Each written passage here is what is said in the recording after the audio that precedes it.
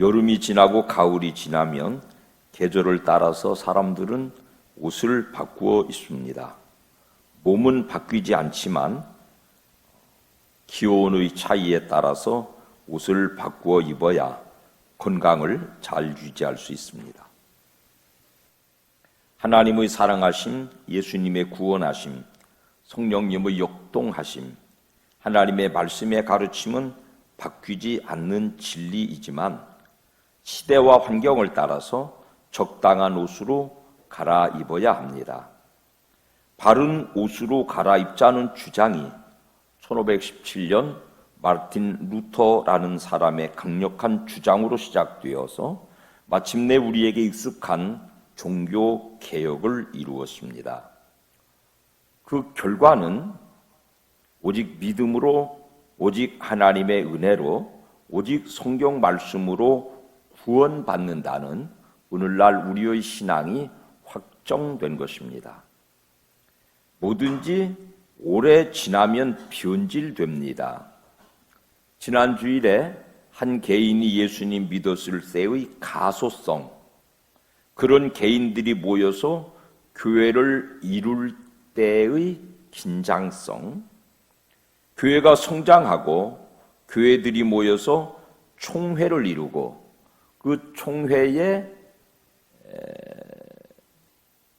방향을 유지하기 위하여서 신학이 개발되고 신학을 강화하기 위하여서 각각의 신학교들이 세워지면 이 교회라고 하는 유기체가 유기체적인 생명의 탄력을 잃어버리고 시스템으로 전락된다. 그런 현상을 말씀드렸습니다. 맨 처음에 교회가 세워졌을 때는 핍박이 심했죠. 그 대신 개인 신앙으로는 얻을 게 이 세상에서는 손해밖에 없어요. 예루살렘에서 예수 믿는 사람들은 재산을 뺏기고 집을 뺏기고 쫓겨나고 어떤 사람들은 목숨을 잃기도 했어요. 이 세상에서 얻을 기대가 없으니까 손해를 감수하고 예수님을 믿으니까 그들의 신앙은 순결했습니다. 313년 우리가 세계사에서 배우는 소위 밀라노 칙령이라는 게 발표됐는데요. 콘스탄틴이라는 황제가 이제까지는 예수님 믿는 사람들을 로마의 국법으로 금했는데 이제 기독교 믿는 것도 로마의 여러 종교 중에 하나로 받아들이자, 인정하자, 그런 칙령이었습니다. 덕분에 교회는 기하급수적으로 부흥해서 마침내 500년, 600년을 넘어서면서는 로마의 주류 종교가 되었습니다. 교회에 소속되면 이 세상에서도 얻을 게 많아졌습니다. 부를 얻고 명예를 얻습니다. 성직자가 되면 경제적인 안정과 명예를 거머쥡니다. 세월이 더 흐르자 1500년대, 즉 16세기쯤 되니까 교회의 세력은 더욱 왕성해졌습니다. 마침내 성직자라는 이름에 그리스도의 사도, 그리스도의 종이라는 이름 대신 황제라는 이름이 주어졌습니다. 지금도 가톨릭 교회에서는 교회의 최고 수장을 황제, 교황이라고 부르죠. 그 명칭은 로마의 황제 제도에서 따온 것입니다. 그리고 그 밑에 쭉 나열되는 추기경, 대주교, 주교, 신부, 부제 등으로 위계 질서를 세웠는데요. 추기경은 로마 군대 제도의 호민관, 천부장의 다른 이름이에요. 대주교도 로마의 군사 제도에서 가져온 직제를 따라서 위계 질서로 성직을 계급화했습니다. 교회가 세상의 국가처럼 시스템에 의하여 운영되었습니다. 이 과정에서 교황과 성직자들은, 특별히 고위 성직자들은 교회의 본질을 잃고 돈과 명예를 추구하고 사치를 일삼았습니다. 본질적으로는 독신을 주장했지만은 수많은 사제들이, 교황들이 첩을 두고 생활했습니다. 교회의 예전은 훨씬 화려해졌고 교회의 건물은 금으로 치장됐지만 신앙은 거칠에만 화려한 속빈 강정으로 전락했습니다. 교회의 본질은 그대로이어야 하는데 교황의 예복처럼 지나치게 화려한 옷으로 교회를 치장했습니다. 우리가 잘 아는 대로 중세교회의 심각한 죄악상 중에 또 다른 하나는 면죄부라고 쉽게 알려져 있는 면벌부, 인돌겐치아라는 말을 쓰는데요. 이것은 죄를 면해주는 게 아니라 그 죄에 따라오는 벌을 면해준다. 그래서 정확하게 면벌부라고 이름 붙여야 맞습니다. 이걸 팔았어요. 십자군 전쟁을 통해서 교회 재정이 어렵게 됐습니다. 죄를 지었느냐, 돈을 내든지 십자군 전쟁에 참여해서 공을 세우든지 그런 과정, 그런 보속의 대가를 치르고 구원을 사라, 이런 가르침이에요. 이런 타락한 교회의 현실을 깨우치기 위한 많은 사람들의 운동이 기존에도 있었는데요. 1517년 마르틴 루터에 의하여서 그동안의 모든 개혁의 정신들이 하나로 모두어진 것입니다. 이 사람은 면벌부 판매의 부당성을 공개적으로 비판하고 나섰습니다. 그러자 그 당시의 교황인 레오 10세가 그를 파문했습니다. 파문했다고 하는 것은 사형 언도거든요. 목숨이 위태로울 지경에서도 그릇된 교회를 바로 잡고자 하는 민간 신앙인들이 개혁의 의지를 함께 모두어서 마르틴 루터를 보호해 주었습니다. 그래서 그는 숨어서 작센의 손제후의 보호 아래 숨어서 성경을 번역하면서 개혁 작업을 이루어갔죠. 그가 세상에 내놓은 중요한 종교 개혁은 여러 방면의 사회적인 변화를 이루었어요. 우리 개신교회를 이루는 근간이 되기도 했지요. 그 중요한 세 가지 아젠다 혹은 세 가지 주제를 우리가 잘 알고 있습니다. 그동안의 중세의 교회는 성경의 권위를 인정하기는 하지만 교회의 전통과 사제의 권위와 법으로서 인정했습니다. 그러다가 마침내 사제의 권위가, 교회의 전통이 성경보다도 우위의 자리를 차지하게 된 것이지요. 그런데 막상 들여다보면 역대의 교황들은 끊임없는 부정부패에 연루됩니다. 첩을 두는가 하면 한꺼번에 교황이 둘씩 서로 권력 싸움을 통해서 이쪽에서는 이 사람을 교황이라고 그러고 저쪽에서는 저 사람을 교황이라고 서로 대립하고 서로 파문하기도 했습니다. 그러므로 그들은 교황, 무오, 교황에게는 오류가 없어요라고 하는 그들의 교리를 스스로 부정하는 결과에 이르렀지요. 그런 죄인들을 기준에 둘 수 없다. 교황도 사람이다. 교황도 죄가 있다. 오직 영원 불변한 진리는 성경 말씀뿐이다. 그래서 성경만을 교회의 기준으로 삼고 구원의 교과서로 삼자는 주장이 종교개혁의 첫 번째 주장이었습니다. 이 시대에도 건강한 신앙생활을 위해서는 성도들이 반드시 성경을 배우셔야 됩니다. 그 당시 성경은 라틴어로만 되어 있어요. 우리로 말하면 한자로만 되어 있어요. 그러니까 일반 시민들은 성경을 읽고 싶어도 읽을 수 없어요.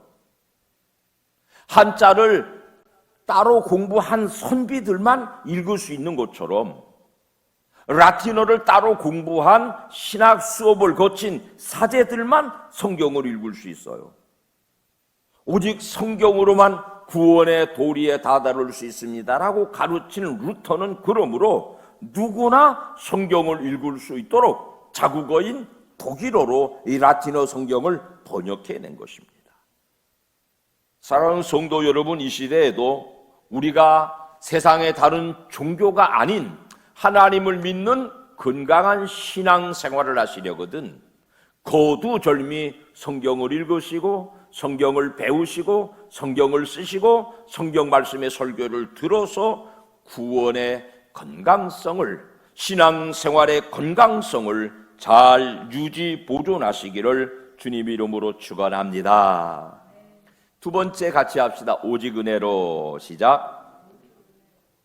그 당시에 가톨릭 교회는 공로를 쌓아야 천국에 간다고 복음을 왜곡시켰어요. 그게 있잖아요. 그때나 지금이나 인간이 가지고 있는 종교성에 잘 맞아요. 내가 뭔가 공을 세워서 하나님 앞에 사랑받고 이쁨받고 공을 세워서 천국을 차지해 보겠다고 하는 그 종교성이 사람 속에 있으니까 그게 맞아떨어져요. 예수 믿는 건 그게 아니라니까 어려운 거예요. 고행하고 선행하고 목숨을 걸고 십자군 전쟁에 참여하고 공을 세워서 천국을 상급으로 받겠다는 것이죠. 죄를 지었으면은 그 죄 삭스에 해당되는 만큼의 속전을 내고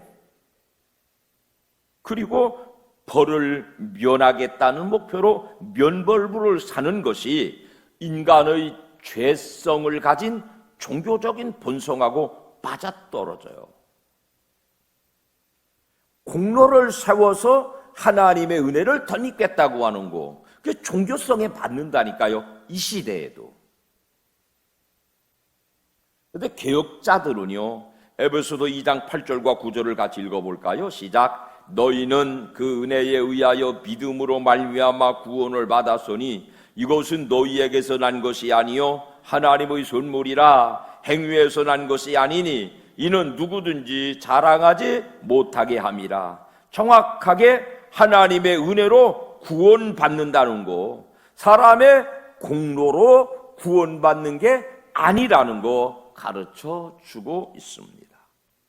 세 번째는 같이 따라합시다. 오직 믿음. 시작. 루터는요 1507년에 사제로 서품 받은 사람이에요. 그들의 가르침을 따라서 금식합니다. 고행합니다.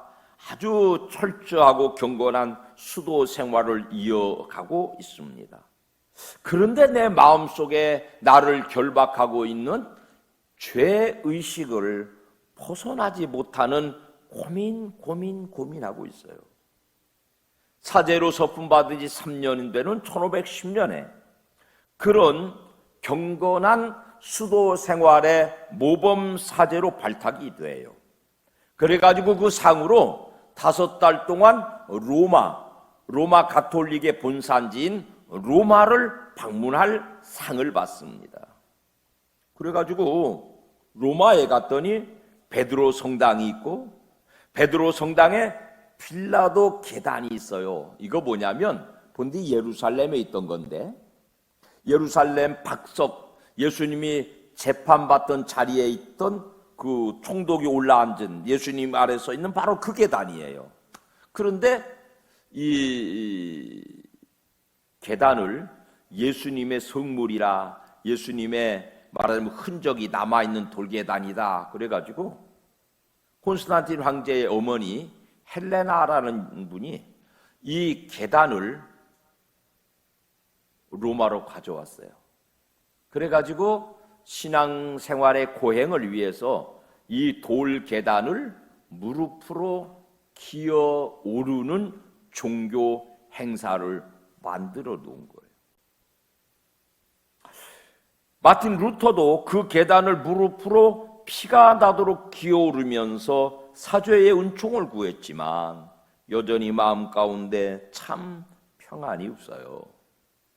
그러다가 문득 로마서 1장 17절 말씀, 이 마틴 루터는 성경 전체를 달달 외운 것으로 알려져 있는데요, 이 말씀이 떠올랐어요. 시작. 복음에는 하나님의 의가 나타나서 믿음으로 믿음에 이르게 하나니 기록된 바 오직 의인은 믿음으로 말미암아 살리라. 이 말씀이 문득 다가왔습니다. 고난이나 고행이나 헌금으로 면벌부를 사는 행위가 아니라 믿음으로 구원받는 진리가 깨달아진 것이에요. 오직 성경 말씀으로, 오직 하나님의 은혜로, 오직 믿음으로만 구원받는다는 성경의 절대 가르침을 깨달은 것이죠. 중세 교회는 이 가르침을 왜곡시켜서 오직 성직자들의 부와 명예와 교회의 권력 확충에만 집중하는 그들을 향하여서 그것은 거짓입니다. 오직 성경의 말씀대로 가르쳐야 됩니다. 오직 하나님의 은혜로 구원받는 것입니다. 고행이 아니라 오직 믿음으로 구원받는 것입니다. 대자보를 써붙이고 교회의 그릇됨을 향하여서 강력한 개혁을 요청하여서 오늘 저나 여러분이 가지고 있는 신앙의 초석이 되어준 것이고요, 우리가 소속되어 있는 교회를 이룬 것입니다. 그리고 500년 넘어 지나갔습니다. 오직 성경, 오직 은혜, 오직 믿음이라는 불변의 신앙으로 교회를 이어옵니다. 그 안에 불변의 신앙적 가치들이 있어요. 말씀과 기도와 예배와 전도는 도무지 물러설 수 없는 교회의 본체, 교회의 본질, 교회의 몸이죠. 그러나 계절이 지나면 옷을 갈아입어야 되듯이 우리 속에는 변화되고 개혁되어야 될 요소들이 많이 쌓여 있습니다. 따라합시다. 옷을 갈아입읍시다. 한 번 더요. 시작. 옷을 갈아입읍시다. 많은 경우에 개혁 그러면 우리 스스로가 개혁의 주체가 되려고 해요. 이거 불행이에요. 여러분, 제가 늘 강조해서 말씀드리지만 나는 기준이 아니에요. 나는 개혁의 주체가 아니에요. 망하는 길이거든요. 그거는 정치 집단들도 보니까 자신들이 개혁의 주체라는 착각을 하고 있어요. 살펴보니까 개혁의 대상인데 개혁의 주체인 줄 알아요. 붕당이 개혁의 주체인 줄 알면 반드시 망합니다. 저나 여러분, 우리의 신앙, 우리의 교회가, 성도가 자신을 개혁의 주체로 인지하지 말고 개혁의 대상으로 알면 미래가 있습니다. 같이 합시다. 나는 개혁 대상입니다. 믿으시죠? 개혁의 주체 되지 마세요. 내 기준으로 남을 바꾸려고 그러지 마시고 성경의 기준으로, 믿음의 기준으로, 하나님의 은혜라는 기준으로 나를 바꾸셔야 돼요. 그게 개혁이에요. 이 시대에 필요한 신앙개혁의 출발이에요. 두 번째, 새로워져야 돼요. 계절이 바뀌었는데 가을 잠바 하나 걸치고 갔더니 춥더라니까. 제가 30대에 교회를 개척했는데 예배 끝나면은 남전도 회원들하고 나가서 그 초등학교 운동장가 공 찼어요. 우리 애들하고 같이. 오늘 우리 3부 예배 마치면 남전도 회원들 축구하는 날인데요. 풋살 대회 하는 날인데. 그러다가 그 운동장에서 아들 데리고 나와서 배드민턴 치고 운동하는 아빠 하나를 전도했더니 세무사예요. 신방을 갔더니 좋은 건물을 가지고 있어요. 옥상에 올라가 버려서 갔더니 거기 골프 연습장이 있어요. 개인 골프 연습장이. 이 사람은 세미 프로래요, 자기가. 그래서 목사님 시간 내서 몸만 오세요. 제가 골프 가르쳐 드릴게요. 그러더라고.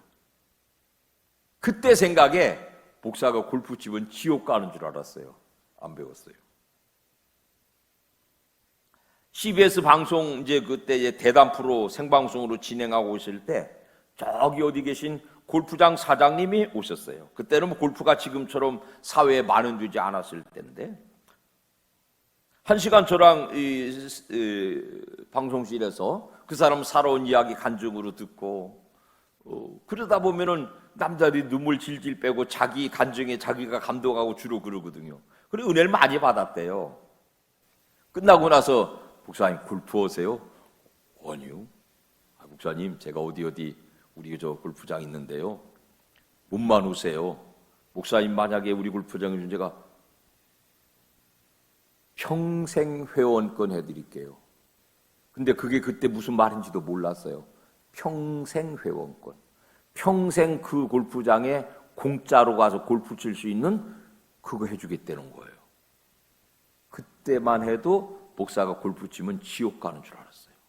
아이고, 말씀은 고맙습니다. 기회 되면 한번 가겠습니다. 그리고 10년이 훌쩍 지나갔죠. 지금 가서 그때 한 말 지금도 유효합니까? 이러고 싶어요. 근데 지나도 한참 지났으니까. 지금은 젊은이들이 다 골프장에 몰려가 있어요. 우리 교회도 장로님들 중심으로 골프 선교회 만들어서 그 영역을 선교에 들어가는 것은 매우 새로운 교회의 면모라고 생각합니다. 지금 하는 거 말고 앞날에 미래에 새로운 도전이 필요해요. 이걸 지지난주에 제가 예방주사라는 말씀으로 드렸는데 이게 좀 부작용이 있어요. 처음에 예배당 갔더니 형들이 기타 치더라고. 그래서 기타를 배웠어요. 너의 침묵에 이 노래부터 해서 그걸 배웠어요. 근데 목사님이 어느 날 요즘 학생들이 교회 와서 그 마귀들이 치는 기타를 치면서 내부르는데 기러지 말라고 그러시더라고. 그때는 교회 와서 기타 치고 찬송 부르면 마귀 악기라고 그랬어요. 지금은 기타 안 치는 교회 없죠. 새로운 시도에는 부작용이 따르고 시행착오가 따르죠. 돈과 시간을 손해보지요. 그러나 여러분, 한 번에 성공하는 일은 잘 없어요. 한술밥에 배부른 일은 잘 없어요. 다시 강조하지만 실패에 너그러운 교회, 끊임없이 시도하고 끊임없이 실패하고 다시 시작하는 교회로 우리 교회가 탈바꿈해야만 앞서가는 교회, 다음 세대를 책임지는 신앙의 개혁을 이루는 교회가 될 수 있습니다. 젊은이들이 끊임없이 와서 실수하고 실패하고 다시 새 출발할 수 있도록 격려해주는 교회, 그런 기성세대들이 딱 틀 잡고 있으면 젊은이들의 실수, 실패는 반드시 회복되고 발전적으로 자라날 수 있거든요. 그걸 저는 신앙개혁의 모토라고 생각합니다. 교회의 결정이 더 폭넓은 의견을 듣는 토론의 장에서 이루어져야만 됩니다. 모든 성도들, 모든 연령대가 함께 예배하고 함께 토론하고 함께 미래를 그려가는 교회이어야만 이 변화무쌍한 교회 안의 교회가 고립되지 않고 장벽 안에 갇히지 않고 온 세상을 품을 수 있습니다. 사람은 누구나 자기 결정을 더 역동적으로 참여하는 법이거든요. 남이 결정해 놓은 데는 그저 내 숟가락 하나 넣는데 소극적이에요. 내가 의견을 내고 내가 결정한 일에는 최선을 다해서 동참하는 것이 인간 본성이거든요. 모든 세대가 교회의 미래를 함께 디자인해 나가는 미래지향적 교회의 면모를 갖추므로 이 시대에 꼭 필요한 신앙의 개혁이 우리 복된 교회 안에서 이루어지시기를 주님의 이름으로 축원합니다.